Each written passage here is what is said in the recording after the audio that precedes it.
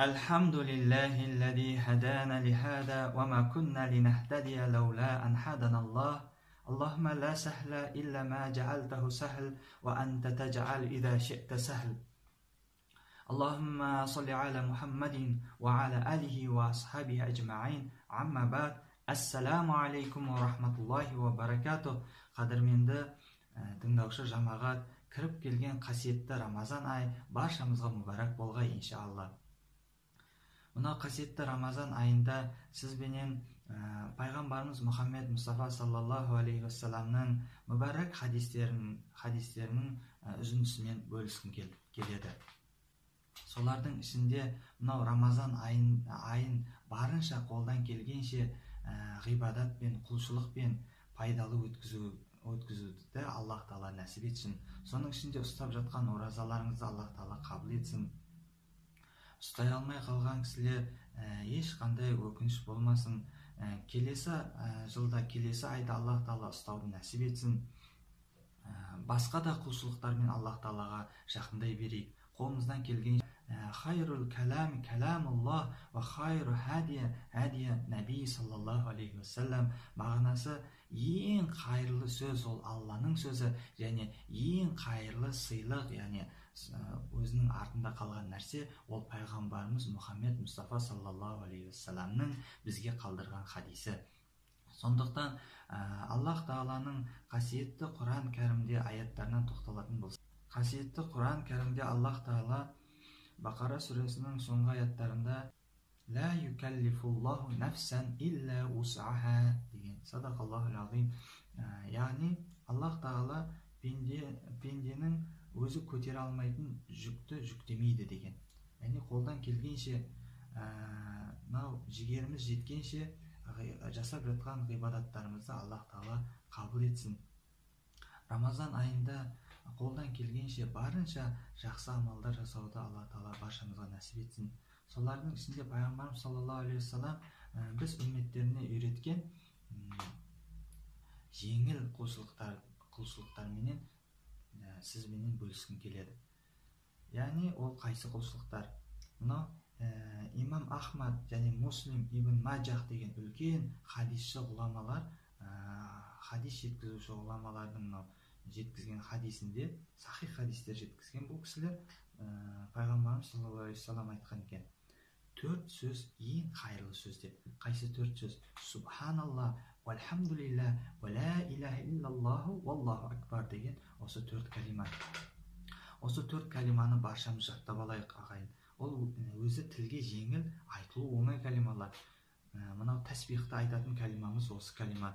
Яғни осы калима Аллах Тағаланың алдында ең қайырлы, ең ұнамды калималардан екен. Субханалла, вальхамдулилля, ва ла иляха иллаллаху, валлаху акбар. Пайғамбарымыздың және бір хадистерінде айтады, мынау маған күннің шығыстан шығуынан көрі қайырлы сөз осы 4 калима деген.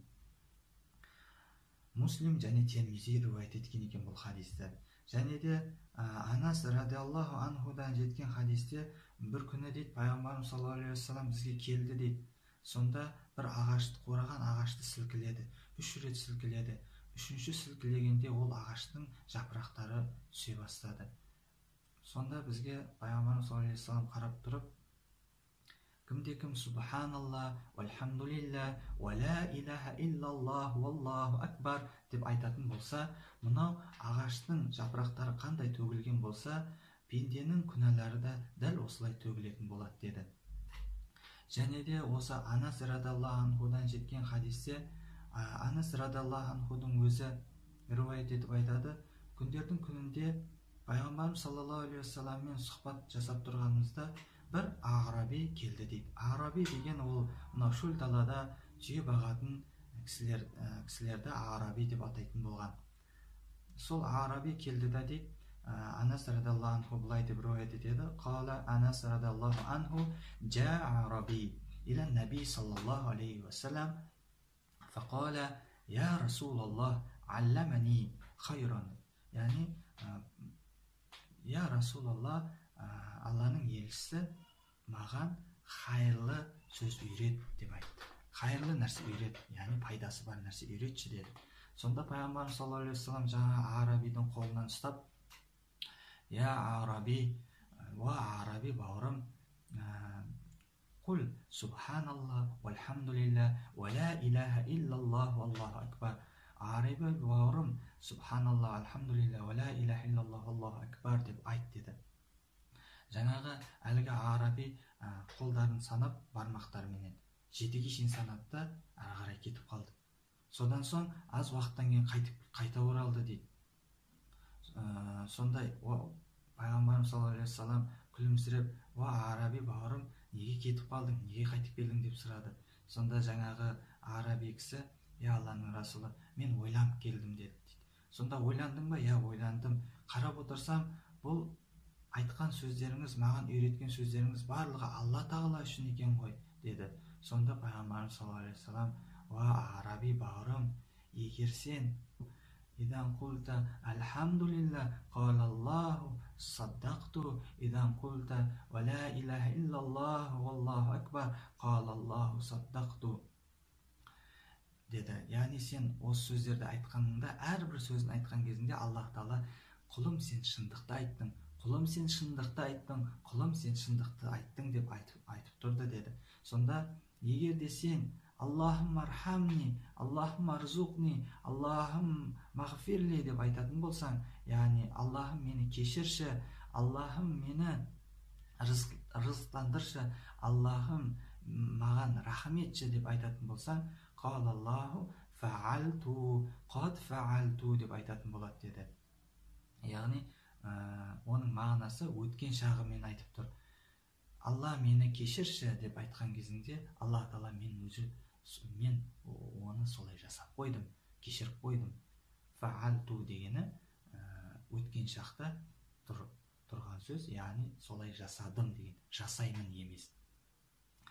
Міне көрдіңіздер ме, біз осы 4 калиманы айту арқылы Аллах тағала біз сұрайтын 3 нәрсені біз сұрамай тұрып беріп қояды екен. Мінекей осындай керемет Аллах тағаладан берілген нығметті пайдаланып, осыны айтып жүрейік, жаттап алайық. Пайғамбарымыз саллаллаху алейхи вассалам бұл жайында тағы да бір хадистерінде келеді. Әрбір субханалла, әрбір альхамдулилля, әрбір Аллаху акбар деген сөздер ол садақа болады деген. Мынау Рамазан айында білесіздер, пайғамбарымыз саллаллаху алейхи вассаламның жомарттығы мынау есіп тұрған желден де тез болып көтеріліп, яғни көбейіп кететін дейтін. Садақа беретін болған. Бізде көп садақа берейік. Садақа деген ойлап қалмаңыздар, ол тек қана ақшалай беру керек екен деп. Мынау әрбір мүминге күлімсіреп, жылы жүзбен қарауының өз садақа, жақсы сөз айтуы садақа. Соның ішінде ең жақсы садақалар мынау субханалла, вальхамдулилля, ва ла илаха иллаллах, аллаху акбар болады екен. Бір күні Абу Хурайра радиаллаху анху айтады, мен ағаштар егіп жатқан, ағаш отырғызып жатқан кезінде пайғамбарымыз саллаллаху алейхи вассалам келді де дейді, жаңа Абу Хурайра, саған үйретейін бе сондай сөздерді, егер сен сол сөздерді айтатын болсаң, саған жәннатта ағаштар егілетін болады деді. Сонда, Алланың расулы, үйретіңіз дедім дейді. Сонда пайғамбарымыз саллаллаху алейхи вассалам, субханалла, вальхамдулилля, ва ла илаха иллаллах, валлаху акбар деп айтатын болсаң, Аллах тағала сен үшін жәннатта бір ағашты егілуін әмір етеді, сол сенің ағашың болады деп айтты дейді. Мінекей ағайындар, бауырлар, осы калималарды жаттап алып, көп айтуды Аллах тағала нәсіп етсін баршамызға. Ахир дауана анилхамдулиллахи раббил аламин.